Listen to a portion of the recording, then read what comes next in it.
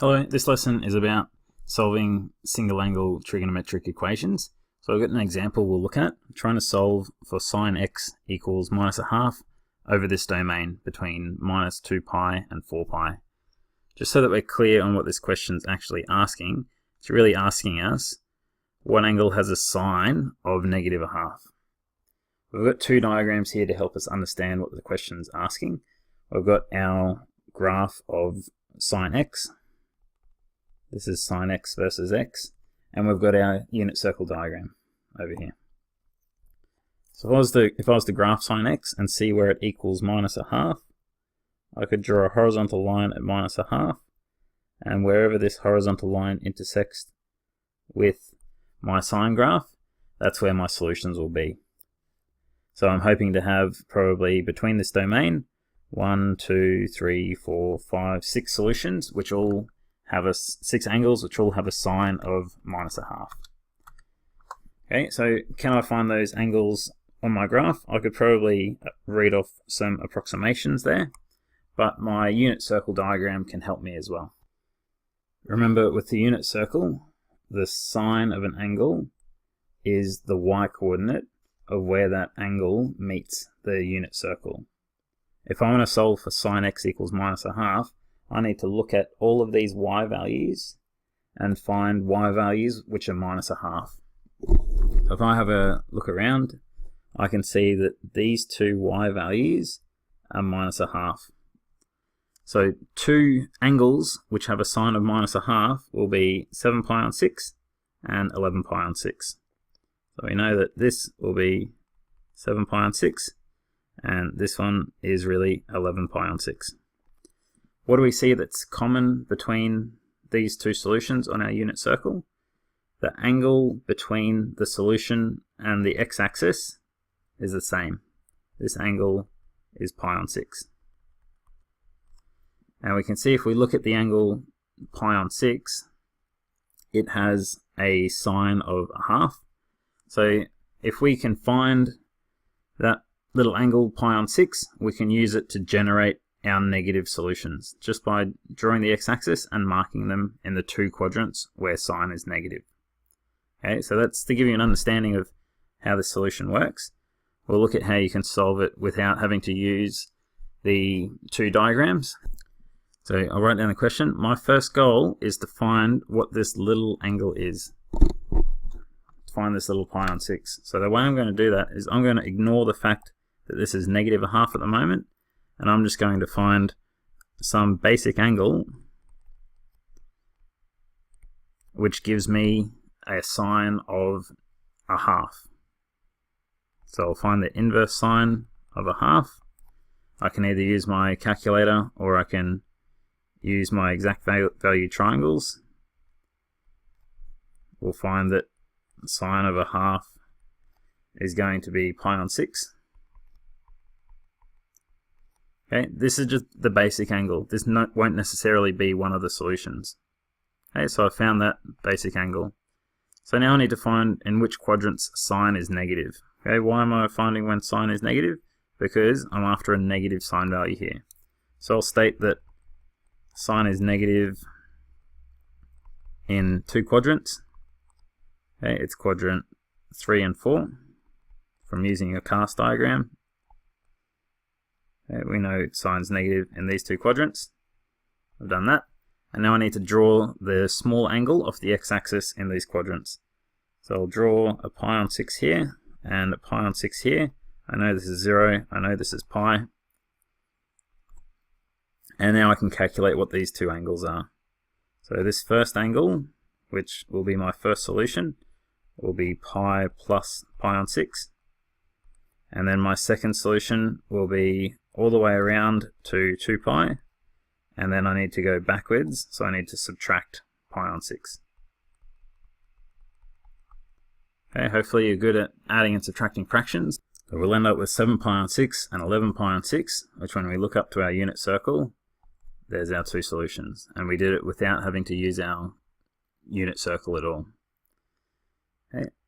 From here, we need to have a look at our domain, see that it's between minus 2 pi and 4 pi. When I look at my graph here, I can see that there's more than just those two solutions. I can see there's a solution here and a solution here. The way I'm going to generate those is I know that the period, so the distance between corresponding points on the graph, is 2 pi, because it's just sine x, basic sine graph. So to find these extra points, these extra solutions, I know that I can add the period, add 2 pi to this solution, and add 2 pi to find that solution. Similarly, to find these negative solutions, I can subtract 2 pi from that one and subtract 2 pi to find that solution. So back in my solution here, without having a graph here, I'm going to find additional solutions by adding or subtracting the period, which in this case is 2 pi. The cleanest way to do this would be to put our first two solutions in the middle, and then we're going to add 2 pi or subtract 2 pi. Remember that 2 pi, if we gave it a denominator of 6, would really be 12 pi. Okay, 12 on 6 is 2. So we're adding 12 to the numerator each time. So if I go in the adding direction, from 7 pi on 6, I'll add 12 pi on 6. So I'll end up with 19 pi on 6. And add 12 to 11 pi on 6, I'll get 23 pi on 6. Okay, I'll check whether these two solutions are within the domain. I know that 4 pi is really 24 pi on 6, so these ones are fine. If I was to add another 2 pi to these two solutions, so here I've added 2 pi. If I then grab these two and add another 2 pi to both of these, we can see that these will be outside the domain. So 19 plus 12 will give me 31 pi on 6, okay, which is too big. 24 pi on 6 is my biggest value. So I'll forget u, and I know this one's wrong, but I'll do it anyway. 23 plus 12, 35 pi on 6, which is also too big. So I found my 4 positive solutions without having to refer to a graph, and then I can start subtracting. So to these two solutions, I'm also going to subtract the period. So subtract 12 pi, I'll end up with minus pi on 6, minus 1 pi on 6, which is good. And when I subtract 12 from 7, I'll get minus 5 pi on 6. Okay, which is still good, because remember, I'm good to go up to minus 12 pi on 6. So these two are all good. If I was to subtract another 2 pi from these two solutions, I know that they're going to be wrong, but I don't have my graph, so I better do the subtraction. I'll have minus 13 pi on 6. I'm only allowed to go to minus 12 pi on 6, so I'll exclude u. And the final one, subtracting 2 pi from minus 5 pi on 6, will get me minus 17 pi on 6, which again is too big. If you're not good with these fractions, you can use a calculator to do so. And here's our final solution. There's our 6 solutions, which we predicted from our graph. 1, 2, 3, 4, 5, 6. If you follow this process, you'll have no problem with any single angle trigonometric equation. So for additional practice, but the same idea, we can look at cosine. Where does it equal a half over this domain? So even though this is positive, I'm just going to start by finding some acute angle. And I want to know what angle has a cosine of a half. And that'll tell me. I can put it in my calculator or use my exact value triangle. Okay, I'll find that my answer is pi on 3 for my basic angle. That's going to be the one that I'll draw off the x-axis to generate my solutions. I'm after where cosine is positive, so I'll write a statement. Cosine is positive in whichever quadrants it's positive. Okay, it's in quadrants 1 and 4. So I'll draw up a little diagram, and in quadrants 1 and 4, off the x-axis, I'll put pi on 3. From here, I can generate my first two solutions. So first solution is pi on 3. Second solution is all the way around to 2 pi, and then back pi on 3. Okay, so my two solutions are pi on 3 and 5 pi on 3. Again, to find more solutions, I need to add or subtract the period, which is 2 pi. So like in the previous example, I'll put my two solutions in the middle and then start generating more solutions by either adding 2 pi to these solutions or subtracting 2 pi. Because I've got thirds here, I know that this 2 pi is really on 3, it would be 6 pi on 3. So I'm adding 6 pi's to the numerators. So when I'm adding, I get 7 pi on 3 and 11 pi on 3. I better check these against my domain. My domain's only to 2 pi, so only to 6 pi on 3. So these two solutions are too big. And in the negative direction, I'm going to minus 6 pi on 3. So I'll do some subtractions, see how I go. So subtracting from 5 pi on 3, I'll have minus pi on 3, which is okay. It's not smaller than minus 6 pi on 3. And do the same thing to pi on 3, take 6 from it, I get minus 5 pi on 3, which is still good. If I keep subtracting, so from these two solutions I've generated, if I subtract another 2 pi, I'll end up with minus 7 pi on 3 and minus 11 pi on 3. And both of these are too small. They can only get as small as minus 6 pi on 3. So I'll cancel these two. And I've only got 4 solutions in this case. I'll rewrite them nice and neat. So I feel like I've really accomplished a lot by doing this problem. Okay, so to practice these sorts of problems, we can have a look at those exercises. There is one special case, the angles which lie exactly on those axes of the unit circle. So in a case where either sine, cosine or sine of the unknown angle is 0 or 1, that previously described method won't work.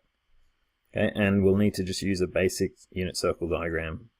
So in the example where, for instance, cosine x equals 1, which angle gives me a cosine of 1 over this domain, I can draw a horizontal line at 1 and see that I'm just going to get 1, 2, 3, 4, 5 solutions.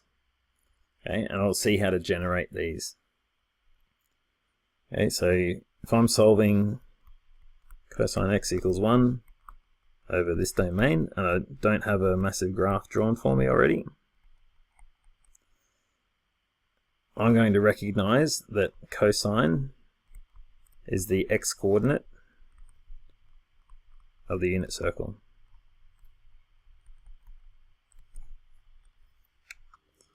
And I'm going to draw just a really basic unit circle, and all I'm going to draw are the axial intercepts. I'm just going to mark these on 0, 1, correction 1, 0, 0, 1, mark the points and put the corresponding angles here as well. I know that cosine is the x-coordinate, so I'm looking on this diagram for which points have an x-coordinate of 1. I see that the only point that has an x-coordinate 1 is here, and it's either 0 degrees, correction 0 radians, or pi radians. So to do this in a systematic way, my solution is, I'll just take this 0 solution, and then exactly like the other solutions, we add or subtract the period to generate more solutions until all of them are found. That's step 3. So I'll put 0 in the middle, and then on either side I'm going to add 2 pi or subtract 2 pi. So 0 plus 2 pi is 2 pi. Is that still within the domain? Yep, I can go up to 4 pi. So I'll add another 2 pi to my 2 pi, get 4 pi, still good. Add another 2 pi, I'm at 6 pi, it's too big, okay, reject U. In the negative direction, start subtracting 2 pi from each of these, 0 minus 2 pi is minus 2 pi, all good. Subtract another 2 pi, I get minus 4 pi, which is good as well, just. And I already know this last one's going to be wrong, but just for fun, I'll subtract 2 pi, just so I can have the pleasure of rejecting this 6 pi solution. I'll rewrite my solutions nicely, and I'm good to go. So whenever sine or cosine is 0 or 1, can't use that previous method, have to just draw the unit circle for that special case. Here's some more questions to have a go at. Good luck.